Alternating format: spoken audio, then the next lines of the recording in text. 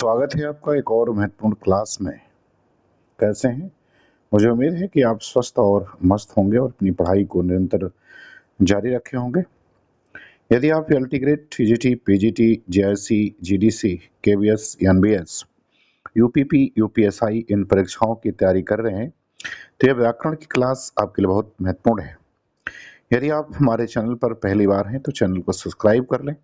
यदि आपने सब्सक्राइब किया है तो आप वीडियो को लाइक जरूर करें। तो चलिए शुरू करते हैं आज की एक महत्वपूर्ण क्लास। पहला सवाल देखते हैं क्या कह रहा है। पहला सवाल कह रहा है कि हिंदी को राष्ट्रभाषा घोषित करने वाले और हिंदी भाषी प्रस्ताव का नाम क्या था? ए दलीप सेन, बी गोपाल स्वामी अयंगर, सी महात्मा गांधी और डी आचार्य शुक्ल। तो आपको इस पर उत्तर बताना है। तो इसका उत्तर विकल्प आपका बी जो है वो सही हो जाएगा, गोपाल स्वामी अयंगर।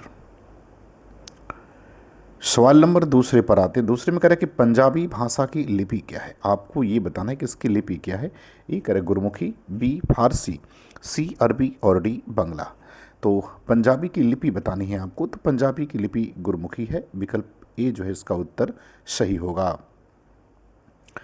तीसरे प्रश्न पर आते हैं। कह रहे कि अर्थ व्यक्त करने वाली सबसे छोटी इकाई क्या है। आपको ये बताना है कि अर्थ व्यक्त करने वाली सबसे छोटी इकाई क्या है। ए ध्वनि, बी शब्द, सी वर्ण और डी वाक्य। तो सवाल पूछ रहा है कि अर्थ व्यक्त करने वाली सबसे छोटी इकाई। तो अर्थ व्यक्त करने वाली सबसे छोटी इकाई शब्द होती है। विकल्प जो है वो बी उत्तर इसका सही हो जाएगा। अगला प्रश्न देखते हैं। कह रहे कि निम्न विकल्पों में से उस विकल्प का चयन कीजिए जो भावाचक संज्ञा का सही विकल्प नहीं है। तो आपको ये बताना है कि इसमें से कौन सा शब्द जो है वो भावाचक संज्ञा नहीं है।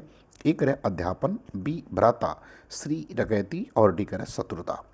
तो आपको ये बताना है कि कौन सा इसमें से जो है वो भावाचक संज्ञा नहीं है। तो विकल्प बी भ्राता शब्द जो है वो भावाचक संज्ञा जो है वो नहीं है। तो विकल्प बी उत्तर इसका सही हो जाएगा। पांचवें प्रश्न पर आते हैं। कह रहे कि कौन सा शब्द विशेषण है। आपको ये बताना कि इसमें से शब्द विशेषण कौन सा है। ए कह रहे सोना, बी गरज, सी चचेरा और डी कह रहा है कि रक्त। तो जो शब्द विशेषण है उसके बारे में आपको बताना है कि कौन सा शब्द इसमें विशेषण है।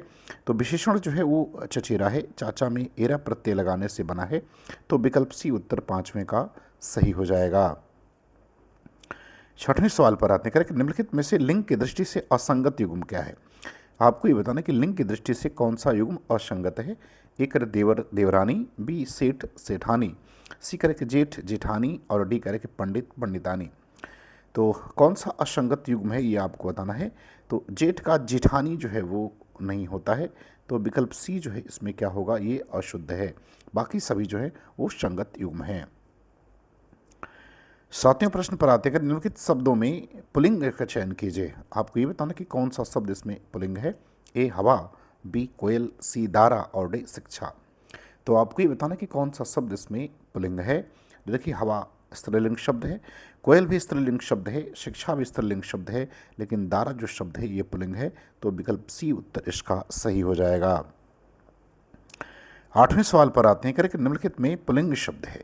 आपको इसमें भी पुल्लिंग शब्द की पहचान करनी है। ए कह रहे सरसों, बी मकई, सी सारस और डी मूंग। तो आपको ये बताना कि कौन सा शब्द इसमें से जो है वो पुल्लिंग है। सरसों, मकई, सारस और मूंग में। तो देखो सारस जो शब्द है ये इसमें पुल्लिंग है। सरसों, मकई और मूंग ये तीनों शब्द जो हैं वो स्त्रीलिंग हैं। नए प्रश्न पर आते करें। यशोदा शब्द में कौन सी शब्द संधि है। आपको यशोदा में संधि बतानी है। ए करे विसर्ग, बी गुण, सी यण और डी व्यंजन। तो यशोदा में आपको संधि बतानी है। तो यशोदा में क्या बनता है, यशः धन दा बनता है। क्या बनता है, अशः धन दा, अर्थात संधि कौन सी हो जाएगी, विसर्ग। तो विकल्प ए उत्तर इसका जो है वो सही होगा। प्रश्न नंबर 9 का। चलिए अब आते हैं सवाल नंबर 10। कह रहे निम्नलिखित वाक्य में कि रेखांकित शब्द में कौन सा विशेषण है। तो जो रेखांकित है उसमें विशेषण बताना है। वह लड़की दौड़ में प्रथम आई। तो वह के नीचे रेखांकित किया गया है। आपको बताना है कि इसमें कौन सा विशेषण है। ए गुणवाचक विशेषण, बी सार्वनामिक विशेषण, सी संख्यावाचक विशेषण और डी परिमाणवाचक विशेषण। वह लड़की दौड़ कर आई। तो इसमें जो है वो सार्वनामिक विशेषण है। विकल्प बी उत्तर इसका क्या होगा, वो आपका सही हो जाएगा। सार्वनामिक विशेषण का प्रयोग जो है, सार्वनामिक विशेषण वे विशेषण होते हैं जिनका प्रयोग हम संज्ञा से पहले करते हैं। अर्थात ऐसे विशेषण जो संज्ञाओं के पहले प्रयोग होते हैं वो संकेत वो सार्वनामिक विशेषण कहलाते हैं, और उन विशेषणों को हम संकेतवाचक विशेषण भी कहते हैं। 11 नंबर प्रश्न पर आते हैं। कह रहे कि निम्नलिखित में व्यंजन संधि का उदाहरण नहीं है। आपको ये बताना कि कौन सा इसमें व्यंजन संधि का उदाहरण नहीं है। ए करे वांग्मय, बी कछ उच्च श्रृंखल, सी सृष्टि और डी कह रहा कि पुरस्कार। तो आपको ये बताना कि कौन सा जो इसमें शब्द है वो व्यंजन संधि का उदाहरण नहीं है। तो विकल्प डी जो है ये व्यंजन संधि का उदाहरण नहीं है, बल्कि यह विसर्ग संधि का उदाहरण है। तो डी विकल्प इसका उत्तर सही हो जाएगा। 12 नंबर सवाल पर आते हैं कि धर्म बुद्धि में समास क्या है। आपको धर्म बुद्धि में समास बताना है। ए तत्पुरुष, बी बहुब्रीहि, सी कर्मधारय और डी कह रहे द्वंद्व। तो आपको ये बताना कि धर्म बुद्धि में कौन सा समास है। तो धर्म बुद्धि में कर्मधारय समास है। विकल्प सी उत्तर इसका जो है वो सही हो जाएगा। कर्मधारय समास में विशेषण विशेष उपमेय उपमान होता है और इसमें उत्तर पद की प्रधानता होती है, चूंकि ये तत्पुरुष के भेद के अंतर्गत ही आता है। 13 नंबर सवाल पर आते हैं। कह रहे कि अचल हिमगिरी के हृदय में आज चाहे कंप होले, या प्रलय के आंसुओं में मौन अलखित व्योम रोले। आपको बताना कि इसमें कौन सा अलंकार है। ए अनुप्रास, बी मानवीकरण, सी उपमा और डी रूपक अलंकार। तो 13 नंबर प्रश्न में आपको ये बताना है कि इसमें कौन सा अलंकार है। तो इसमें जो अलंकार है वो मानवीकरण अलंकार है। विकल्प बी उत्तर इसका क्या होगा, वो सही हो जाएगा। 14 नंबर प्रश्न पर आते हैं कि मिलाप शब्द में कौन सा प्रत्यय है। आपको बताना है कि मिलाप शब्द में प्रत्यय कौन सा लगा हुआ है। ए कह रहा अप, बी कह रहा आप, सी कह रहा प और डी कह रहा कि लाप। तो मिलाप शब्द में आपको प्रत्यय बताना है। तो इसमें जो है वो आप प्रत्यय लगा हुआ है। इसका उत्तर विकल्प बी जो है वो क्या होगा, वो सही हो जाएगा। 15 नंबर प्रश्न पर आते हैं। कह रहे कि निम्नलिखित में से कौन सा शब्द विदेशी स्रोत का है। आपको बताना है कि किस शब्द का स्रोत जो है वो विदेशी है। ए रुशनदान, बी आलस, सी उलूक और डी आज। तो इन शब्दों में जो विदेशी स्रोत का शब्द है उसके बारे में आपको बताना है। तो वो शब्द रोशनदान है। विकल्प ए उत्तर इसका सही होगा। 16 नंबर प्रश्न पर आते हैं कि निम्न विकल्पों में से उस विकल्प का चयन कीजिए जो दिए गए शब्द का एकार्थी शब्द है। अब कह रहा है कि जिसे कभी बुढ़ापा न आए, जिससे कभी बुढ़ापा न आए, इसके लिए एक शब्द हम क्या कहेंगे। ए करे अगम्य, बी करे अमर, सी करे अक्षम्य और डी करे अजर। तो जिसे कभी बुढ़ापा न आए उसे अजर कहा जाता है। तो विकल्प डी उत्तर इसका क्या होगा, वो सही हो जाएगा। 17 नंबर सवाल पर आते हैं। कह रहे कि कामदेव का प्रवाची शब्द कौन सा है। तो इनमें से जो कामदेव का प्रवाची है वो आपको बताना है। ए करे सरोज, बी करे उरोज, सी करे मनोज और डी करे पाथोज। तो आपको ये बताना है कि कौन सा शब्द इसमें से कामदेव का पर्यायवाची है। तो मनोज शब्द जो है वो कामदेव का क्या है, पर्यायवाची है। विकल्प सी उत्तर सही होगा।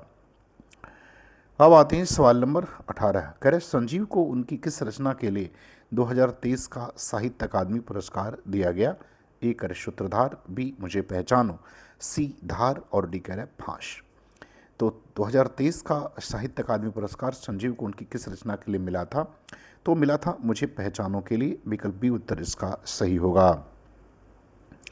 19 नंबर सवाल में कह रहा है कि प्रवृत्ति शब्द का विलोम क्या होगा। प्रवृत्ति शब्द का विलोम क्या होगा। ए विरक्ति, सी निवृत्ति और सी कर समवृत्ति और डी कर अनुरक्ति। तो आपको ये बताना कि प्रवृत्ति शब्द का विलोम क्या बनेगा। तो बनेगा निवृत्ति। विकल्प बी उत्तर इसका सही होगा। सवाल नंबर 20 में कह रहा है कि उपत्यका का विलोम क्या होगा। आपको ये बताना कि उपत्यका का विलोम क्या होगा। ए कह रहा पर्वत, बी घाटी, सी आदित्यका और डी कह रहा विसर्जन। तो आपको ये बताना कि इसका सही विलोम जो है वो उपत्यका का क्या होगा। तो इसका विलोम जो है आदित्यका हो जाएगा। विकल्प सी उत्तर इसका जो है वो सही होगा। सवाल नंबर 21 पर आते हैं। कह रहा है कि अशुद्ध वाक्य नहीं है। आपको ये बताना कि इसमें कौन सा वाक्य अशुद्ध नहीं है। एक वह अपराधी दंड देने योग्य है, बी कह रहा वह पुत्रवत अपनी प्रजा का पालन करता था, सी कह रहा कि विद्यार्थियों की मेले में अनेकों टोलियां थी और डी कह रहा कि जैन साहित्य प्राकृत में लिखा गया है। आपको बताना कि कौन सा वाक्य इसमें से अशुद्ध नहीं है। तो विकल्प डी जो है वो अशुद्ध नहीं है। बाकी सभी अशुद्ध हैं। वह अपराधी दंड देने योग्य नहीं, दंड के योग्य है। और उसके बाद वह अपनी प्रजा का पुत्रवत पालन करता है, ये भी अशुद्ध है। वह अपनी प्रजा का पुत्रवत पुत्रवत पहले हो बाद में होना चाहिए, और यहाँ अनेकों नहीं अनेक टोलियाँ होनी चाहिए। सवाल नंबर 22 कह रहा है कि निम्नलिखित में शुद्ध वर्तनी वाला शब्द कौन सा है। तो किसकी वर्तनी शुद्ध है आपको बताना है। ए करा सदृश्य, बी करा सदृश, सी करा सदृश और डी करा के सदृश। तो आपको ये बताना किसकी वर्तनी जो है इसमें शुद्ध है 22 नंबर प्रश्न में। तो सदृश सही होता है, विकल्प बी उत्तर इसका क्या होगा वो सही हो जाएगा। बात करते हैं सवाल नंबर 23 में। सवाल नंबर 23 में कह रहा है कि निम्नलिखित में कौन सा वाक्य शुद्ध है। जिसमें आपको शुद्ध वाक्य की पहचान करनी है। ए करें आपका विशेष कृपा है, बी करें लोग मजदूरों का शोषण करता है, सी करें कि इस कहानी का शीर्षक बताओ और डी करें कि उनके शासनकाल में दंगा हुए। तो आपको ये बताना है कि इसमें से कौन सा वाक्य जो है वो शुद्ध है। तो जो वाक्य शुद्ध है वो विकल्प सी जो है वाक्य शुद्ध है, बाकी सभी जो वाक्य हैं वो अशुद्ध वाक्य हैं। 24 नंबर पर आते हैं कि जिस पर अभियोग लगाया गया हो वाक्यांश के लिए एक उपयुक्त शब्द इनमें से कौन सा है। ये आपको बताना है। ए कर अभियोगी, बी कर वादी, सी अभियुक्त और डी कर अपराधी। तो जिस पर अभियोग लगाया गया हो उसे अभियुक्त कहते हैं, विकल्प सी उत्तर इसका सही हो जाएगा। 25 नंबर सवाल पर आते हैं करें कि दोपहर के बाद का समय के लिए निम्नलिखित शब्दों में से कौन सा उपयुक्त है चिन्हित कीजिए। तो दोपहर के बाद के समय को क्या कहते हैं। ए कर दिन, बी संध्या, सी अपराह्न और डी कर पूर्वाह्न। तो आपको बताना कि इसका सही उत्तर क्या होगा। तो इसका सही उत्तर जो है अपराह्न होता है, विकल्प सी उत्तर इसका सही हो जाएगा। 26 नंबर सवाल पर आते हैं कह रहा कि किलक अरे मैं नेह निहारूं इन दांतों पर मोती वारूं, इन पंक्तियों में कौन सा रस है। ए भक्ति रस, बी शांत रस, सी वात्सल्य रस और डी कह रहा है कि करुण रस। तो आपको बताना कि इसमें कौन सा रस है। तो इसमें वात्सल्य रस है, विकल्प सी उत्तर इसका सही होगा। 27 नंबर सवाल पर आते हैं कह रहा है कि परित्यक्ता शब्द इनमें से किस लोकोक्ति के लिए सटीक अर्थ है। ए करे जिस स्त्री के पुत्र पति हो, बी करे वह स्त्री जिसका पति मर गया हो, सी करे वह स्त्री जो पति द्वारा छोड़ दी गई हो और डी करे वह स्त्री जो पर पुरुष से प्रेम करती हो, जो पर पुरुष से प्रेम करती हो। तो आपको ये बताना है कि परित्यक्तता जो है ये शब्द किस लोकोक्ति के लिए सटीक बैठता है। तो ये बैठता है कि वह स्त्री जो पति द्वारा छोड़ दी गई हो। तो विकल्प सी उत्तर इसका जो है उत्तर क्या होगा वो सही हो जाएगा। आते हैं सवाल नंबर 28 कह रहा है कि घड़ी में तोला घड़ी में मासा का अर्थ क्या है। एक है बहुत ही नाजुक मिजाज, बी कर डंडी मारने में कुशल व्यापारी, सी कर ऐसा व्यापार जिसमें एक पल मुनाफा हो तो दूसरे कहीं नुकसान, और सी कर की जरा सी बात पर खुश और नाराज होना। तो आपको बताना है कि घड़ी में तोला और घड़ी में मासा मतलब जरा सी बात पर खुश हो जाना और जरा सी बात पर नाराज होना, विकल्प डी उत्तर सही होगा। अब आते हैं सवाल नंबर 29 कर छठी का दूध याद आना, इसका सही अर्थ क्या होगा। ए करे कि बुरा हाल होना, बी पराजित होना, सी बचपन की याद करना और डी करे भूख लगना। तो 29 नंबर प्रश्न में आपको बताना है कि छठी का दूध आना मतलब बुरा हाल होना, विकल्प ए उत्तर इसका सही हो जाएगा। 30वें सवाल पर आते हैं कह रहे हैं कि किसी स्वर की सहायता से उच्चारित होने वाले वर्ण क्या कहलाते हैं। निम्नलिखित विकल्पों में से उपयुक्त विकल्प की पहचान कीजिए। ए विसर्ग, बी व्यंजन, सी महाप्राण और डी अनुस्वार। तो किसी स्वर की सहायता से उच्चारित होने वाले वर्ण जो है वो व्यंजन कहलाते हैं, क्योंकि व्यंजनों का उच्चारण जो है वो स्वरों की सहायता से होता है। तो विकल्प बी इसका उत्तर जो है वो सही हो जाएगा। तो मुझे उम्मीद है कि ये वीडियो आपको पसंद आएगी, अच्छा लगेगा। आपको अच्छा लगे तो आप चैनल को सब्सक्राइब करिए। पूरा वीडियो देखने के लिए आपका बहुत बहुत धन्यवाद।